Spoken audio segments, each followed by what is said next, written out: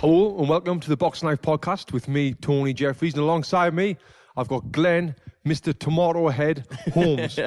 I'm calling him Tomato Head because his head looks like a tomato.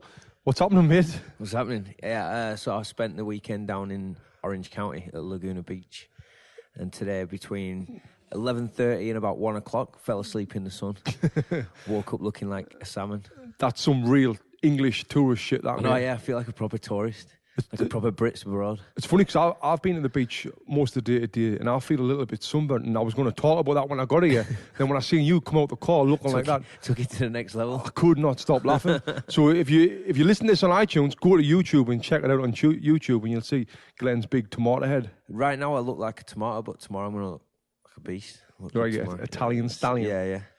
So yeah, I was. We're recording this now. It's Sunday. It's Mother's Day, and only in America, not in England. I know, right? It was weird because my mum's here, and I went to, and my wife's English, obviously, so I didn't know, like, do we celebrate American or do we celebrate English? Because it's America. So I went to CVS last night late last night, at like midnight, to buy some Mother's Day cards. I bought one of each of my daughters. Because you just remembered last minute that it was Mother's Day. Of course. One for each of my daughters. One to my wife, one off me to my wife, and one from me to my mum. I bought 4 Mother's Day cards. I got one mum, and I bought 4 Mother's Day cards. I know, it's weird, isn't it? So then today I took them to Malibu, went to the beach, went for some food. And my mum, like I said, she's here from England. She's here for like 3 weeks. Went for some food in some really posh gaff called Garlands, I think it's called, on the beach. It's called Garlands. By Nobu. Yeah. Around that area. Yeah. So a really flash place, and I can't remember what we ordered. I got some shrimps and all that. Anyway, the bill coming up was like $200 for 3 of us. Whoa! And well, I had 2 kids as well. And my mum was like, "Whoa, that's too much. I can't believe how much that is." I was like, "It's all good, man. It's all good. It's Mother's Day, you know, coming out." So I left them a $50 tip. And my mum shouted loud in this posh restaurant, "You can't leave that much tip." You know, that's like a standard tip, right, on a $200 bill. Yeah, and you know, because English, you know, I mean, 5 years ago before I come here, that would have been like a $2 tip. Yeah, you know. But now we've been living here for so long, big time. Yeah, you know. And then I can't remember what the name of this restaurant was, but it was really nice, and it's right next to the beach. So we went down the beach after, and one thing that I noticed. I noticed this in the restaurant, is people on the mobile phones. I wanted to make myself aware. I took my daughter to the toilet, and on the way back, walking through the restaurant, I wanted to see how many people were on the mobile phones, probably because I wasn't on mine, right? Yeah. So, and I was looking, and there was a few, and not many. I was kind of surprised, like, I thought there would have been more. Over 50%? No, less. Right. Less, probably 15%. But then I walked past the table, and there was 2 kids on. There was a mum and a dad. The mum was about 45, and the dad was about 50, and the kids were about 12, and I don't know. Anyway, so and I seen them both. The parents were on the phones, and the kids were colouring in some with crayons. Usually it's the opposite way around. The parents are off the phones and the kids are on the phones. So the parents are not even talking to each other, not talking to the kids now. And I walked past and thought, you know what I'm like. I'm a nebby bastard. And I went, I'm going to try and see what she's doing on the phone. So I walked back around and I looked over her shoulder. She's there just on Instagram, just swiping. I'm thinking, oh my God, look at this. Mother's Day. And I don't know what the dad's doing on his phone. So he's probably on Tinder. We've talked about this as well. I know.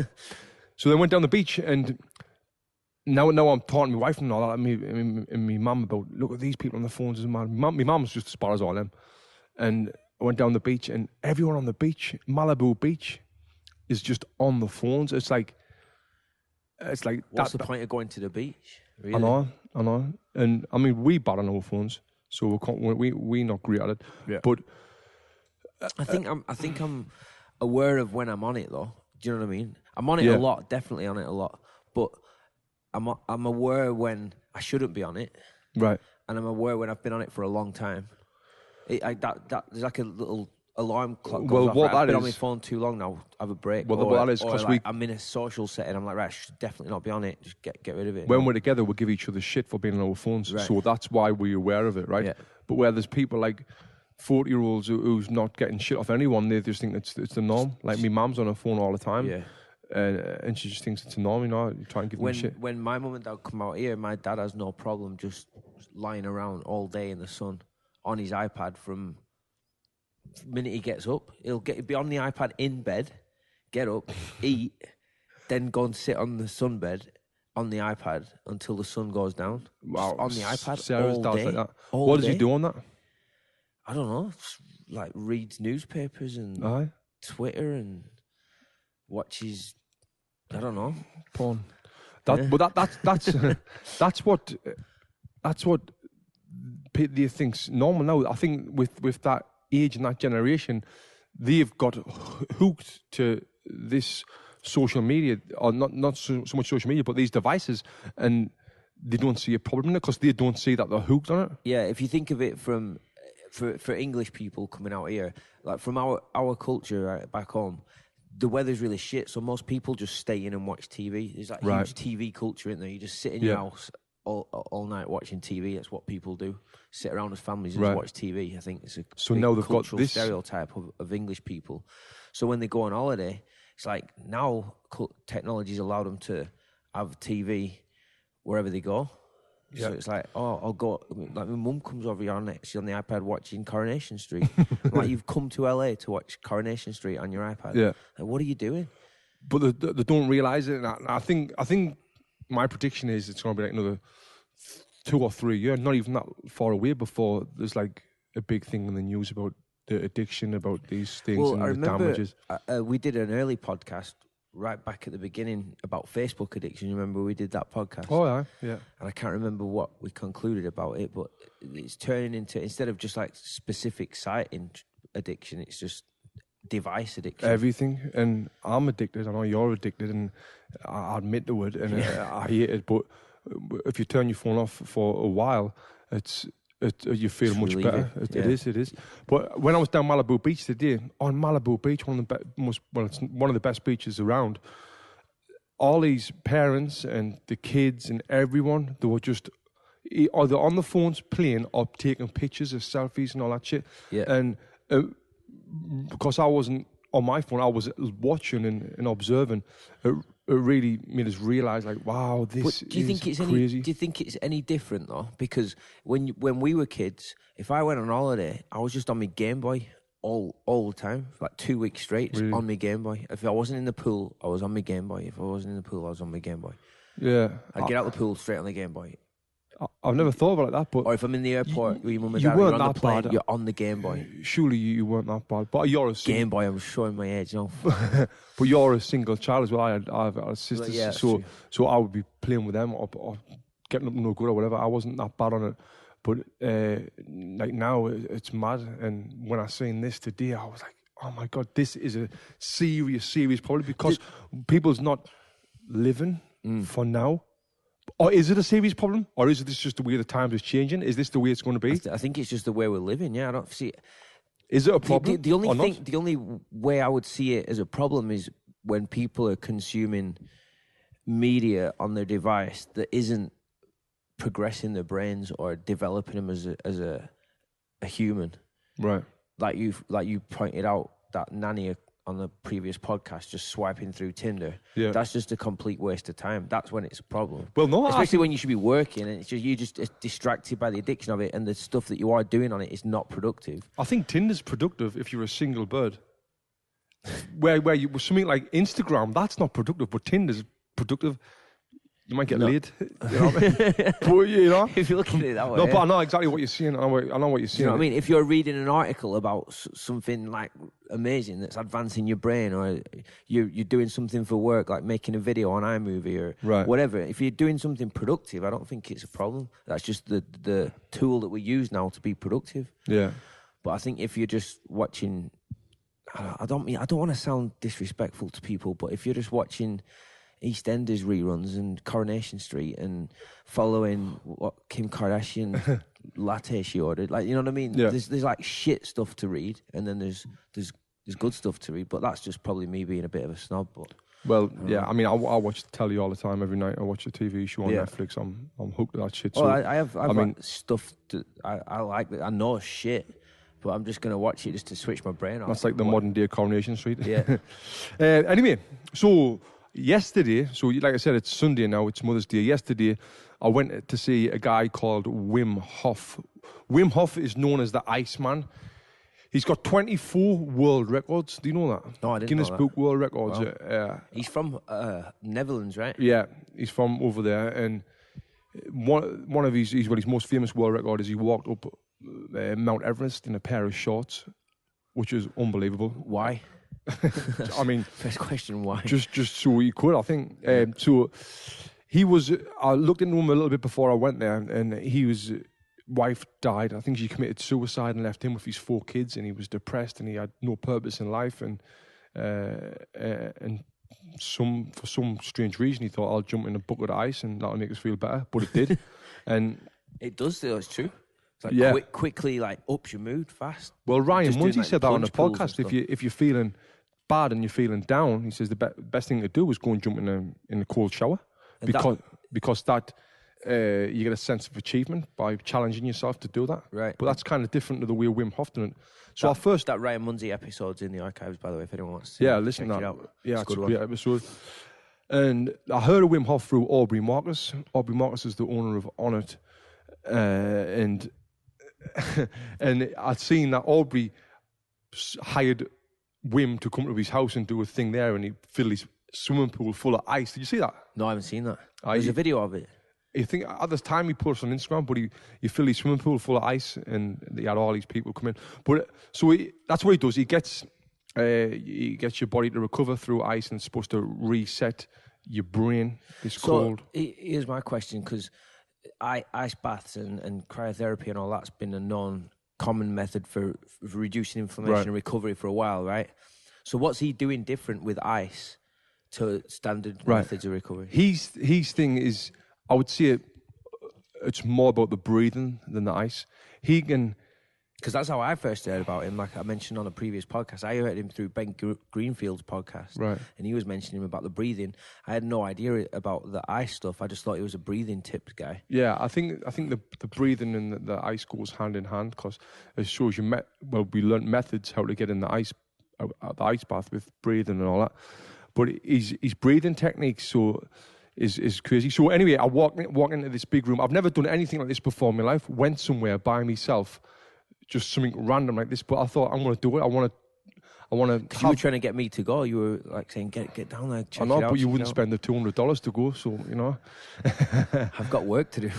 So I walked in the room, and I seen him. I was early, one of the first people there, and he was there. And when I walked in, he smiled and he waved at us. And so I went over, he gave us a big hug, and hey, how are you, and all that. And let's get a picture, and got a picture with him.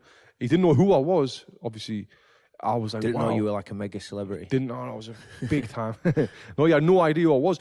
But the energy that I felt off him and how welcome he made us feel, I was like, whoa, this guy's got a certain type of aura around him. Like, it was great. And then after I left him, he's done the same with every person. Yeah. There must have been 800 people there, right? Which prolonged the time of the event because he was getting pictures and talking to everyone. Yeah. But what a great guy, and what a great energy he had. I could just feel it straight away. So then the event started, and the room was absolutely packed. People, you could just see, come on, everyone was cheering, proper loving him. How many people were there? There must have been 800 to 1,000 people. They said 500, but there was more than 500 people there because the room was, you couldn't get any more people in. It was in Long Beach, right? No, it was in Los Angeles, next to Hollywood, somewhere in a big church. Oh, wow. And I thought it was like at the convention center. Right? No, I thought it would have been somewhere nice like that, but it wasn't. It wasn't in the best location. So he started talking, and I'm thinking, so this event, let's see if there is 500 people there. It's $200 a pop. There's $100,000 he's generated, right? Yeah. But there was 800 people there. That's $160,000 he's generated, right? So you're thinking this event's generating $160,000. It's going to be shit hot, right? Right. Well, we're going to get onto the business side of it in a minute, right? Right. About the business side of the event. I want to know about what actually went down while you were there. So that's what I'm getting to. So I'm thinking, because this event's that successful. So I gets there, so he starts talking, and he's got the mic, and I don't know if this will work, Ernie. So he's talking, and it sounds like this, and he's talking really loud. He's got the mic so close to his mouth, and it's just loud as fuck. So no one's told him, like, no one can hear anything. Like no one's like saying, "Come on, mate, get the mic away from your mouth a little bit and talk." And I'm thinking, and then someone tells him. So you couldn't tell her what he was saying. I couldn't understand much, and I'm getting a bit frustrated. You know what I'm like? I'm like, "Oh, come on, mate, sort this shit out. This should eventually be better organised." Yeah. So someone says, "Oh, take the mic away from your mouth." So he took the mic away from his mouth, and then he put it straight back in his mouth. Anyway, so he's talking, and the content that he's saying, what I could hear was real good. So most of it was lectures to start. Yeah, to start it was lectured, and then the big thing that everyone went for on top of the ice baths was the breathing exercises. This is some of the maddest shit and some of the maddest experience that I've ever had in my life. So he's got everyone's lying on the yoga mats, and he starts off with it's breathing. It's like so you just led like flat on your back, lie out. on your back, flat on your back, just chilling right next to someone, like even closer than we are now, because it was that rammed. Yeah. And it's a deep breath in, then out, like that. Yeah. And then 40 or 50 times, and then when it gets to the end, at the 40th or 50th time, he's counting down, and it gets to the end, you breathe in, all the way in, and then out, and then hold it. And then you hold in your breath for fucking 2 minutes, mate, or more. That was like the challenge I'd told you. No, it wasn't a challenge. It was just do it for as long as you could. And you didn't realise like how long you didn't realize, and then it's out, it's out, and then when you need to breathe in, hold it again. Shit. And then out. But at the same time, he's playing this music, mate. Listen, this is gonna make you laugh.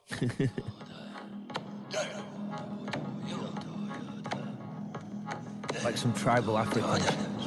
This music's playing, and you're in. Sounds intense. Listen that. So. Oh yeah, that's like tribal stuff, mate. And I'm there. I'm thinking, what the fuck? I've paid $200 to breathe and listen to this bullshit music.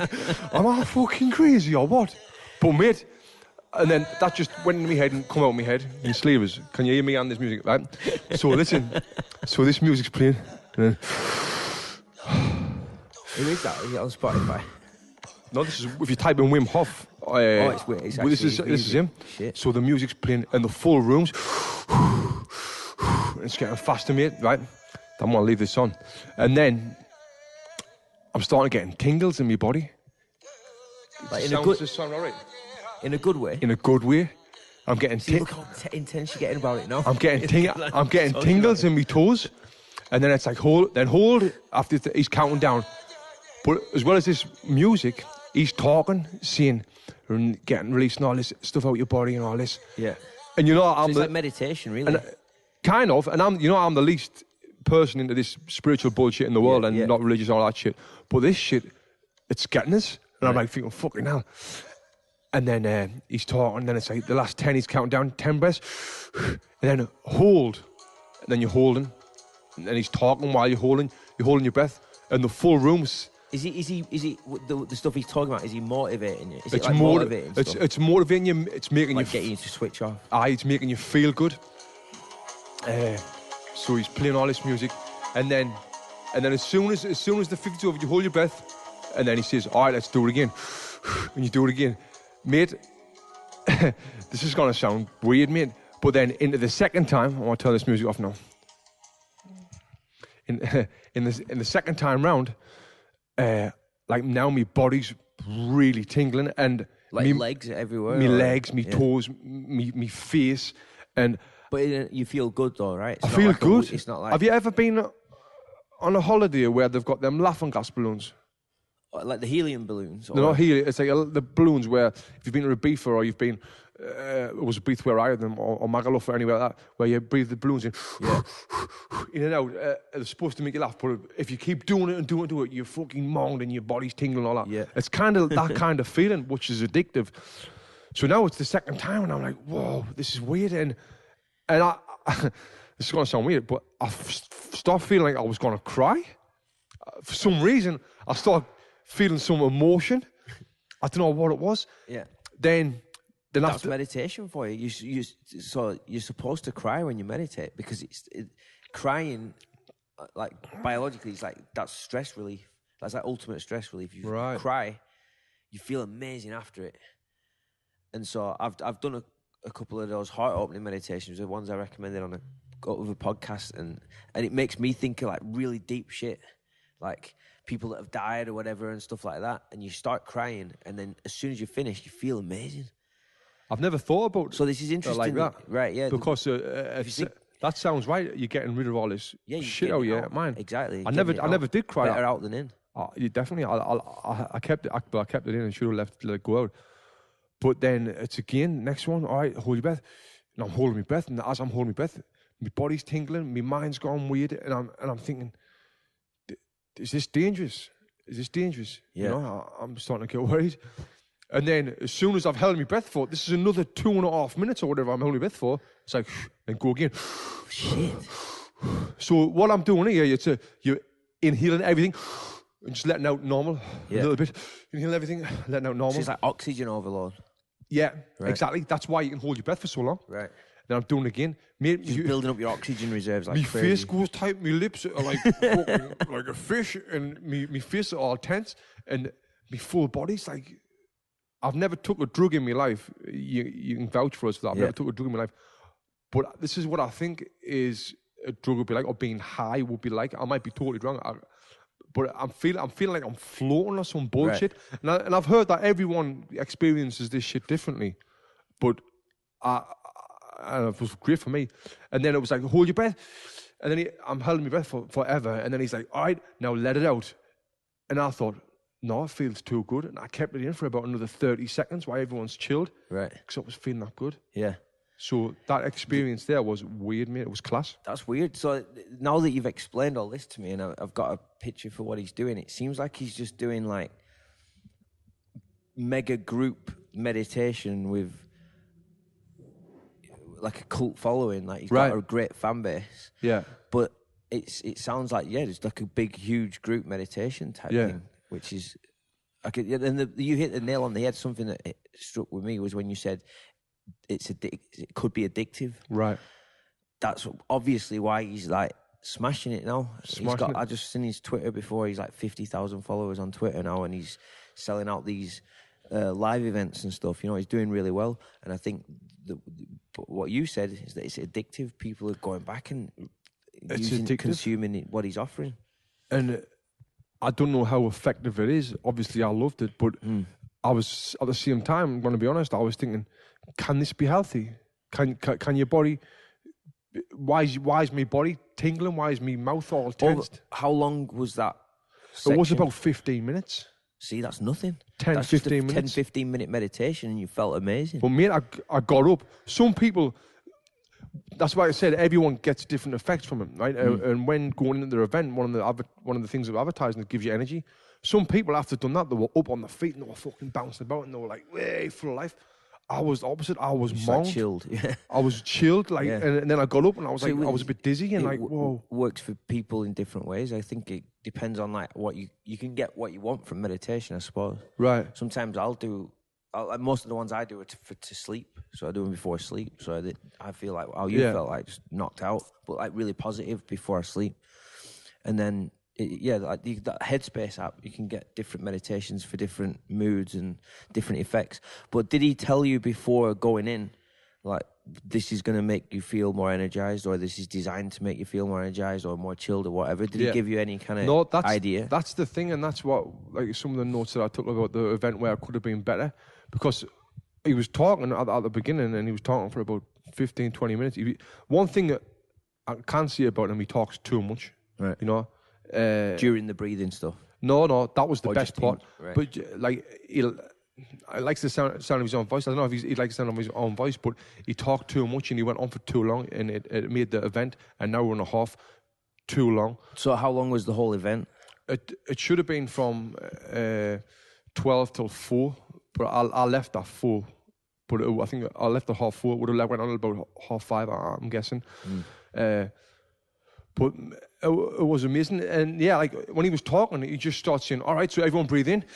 And everyone was like, well, people start doing it. And I was like, hang on, they've not explained what exactly we're doing right now. That should have been better. And like I said, with the mics at the beginning was a bit messed up. And then there was just a few things in the event where what should have been done a lot smoother. But I've got a feeling that them things are going to get ironed out. I don't know if this is one of the first events he's done like this. Right. I'm sure it's not, but I'm sure them things will get ironed out eventually. Yeah.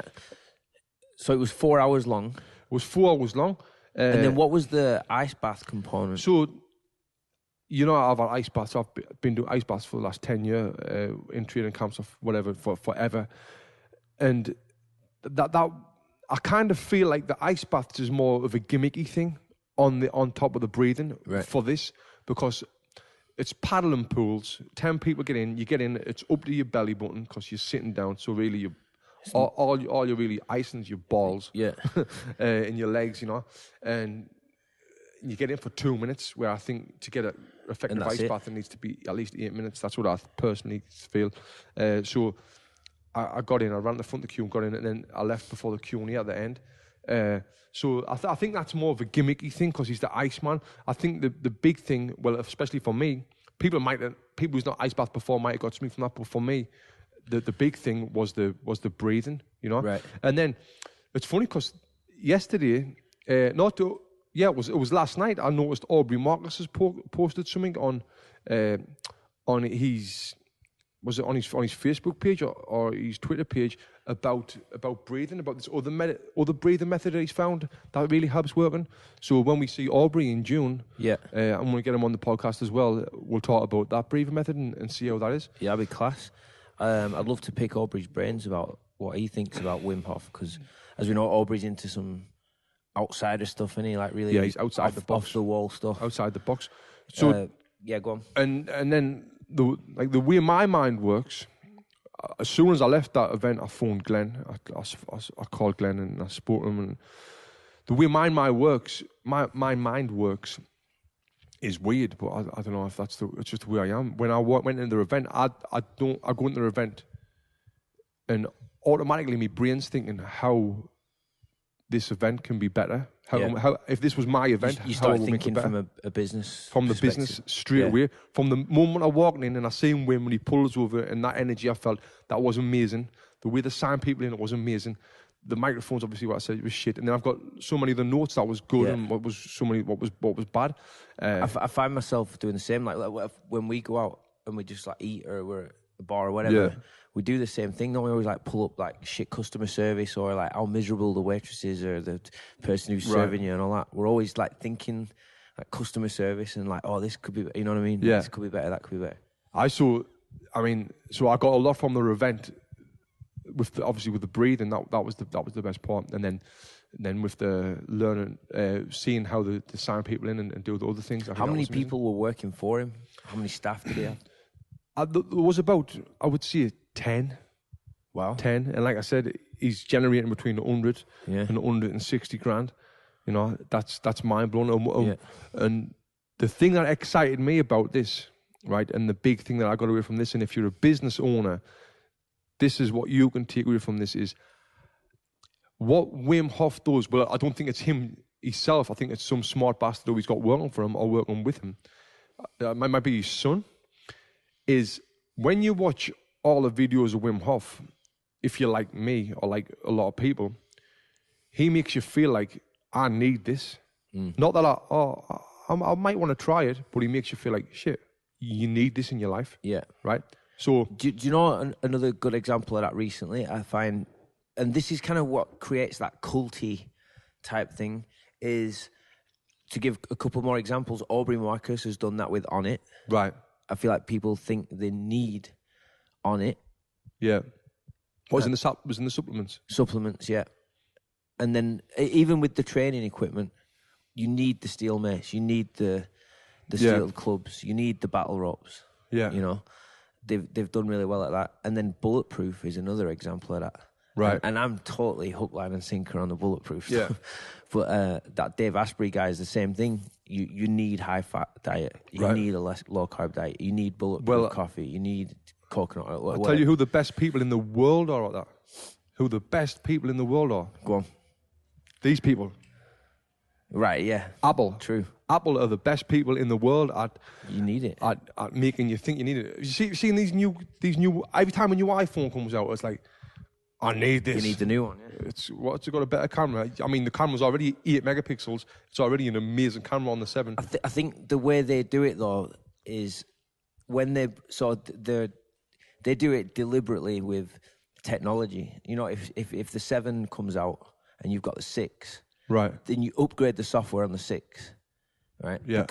But that software that you're upgrading to is designed for the 7. Yeah. So then all of a sudden your battery starts draining a lot quicker and apps start slowing down and things start, and you're like, shit, this phone's dead. I've had it for like 18 months, 2 years now. It's like, the 7's out. I need it.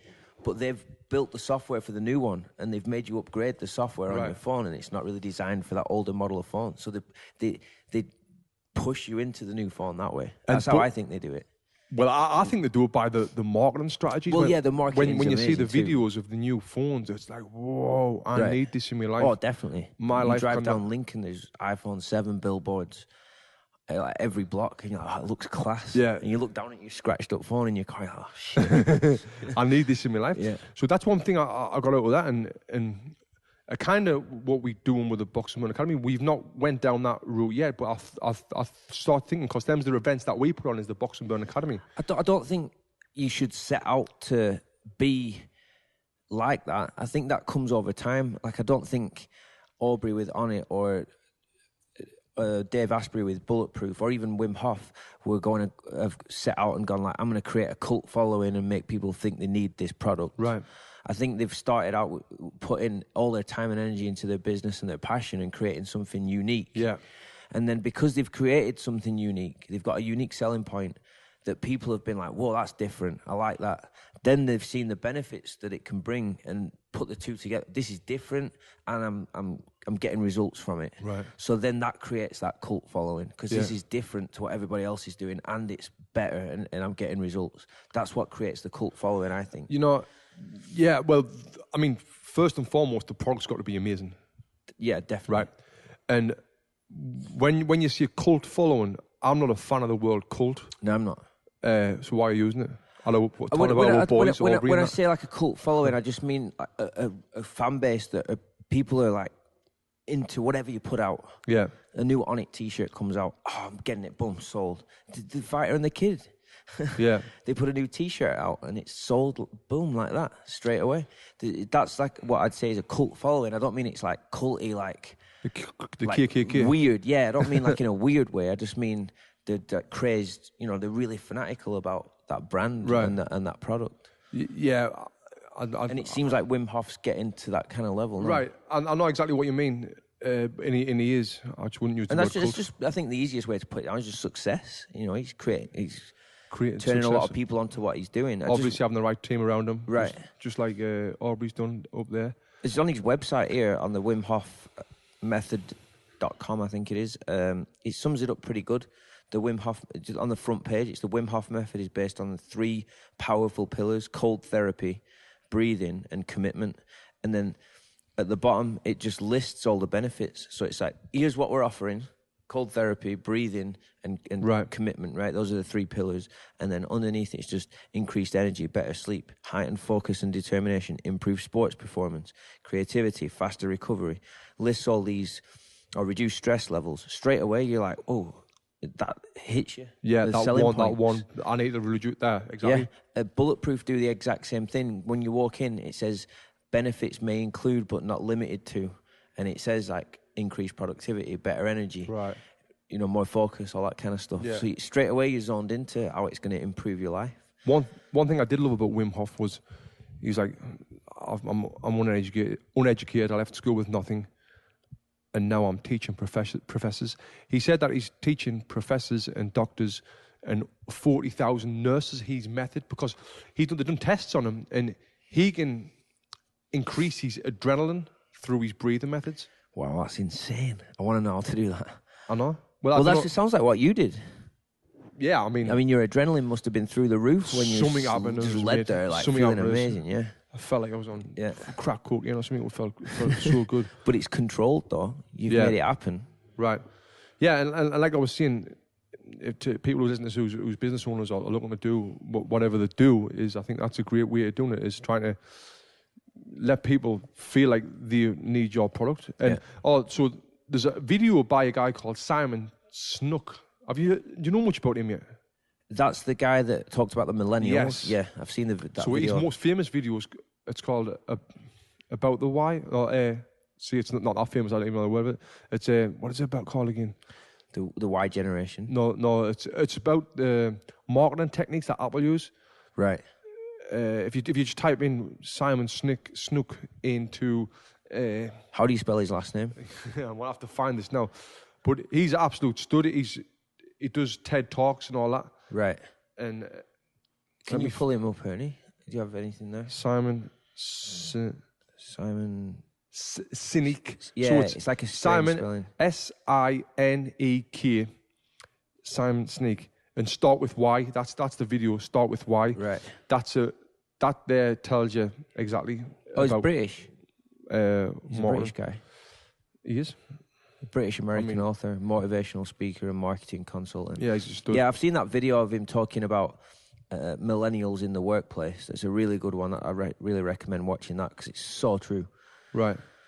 So, yeah, I mean, if you want to try that Wim Hof method, I would recommend it.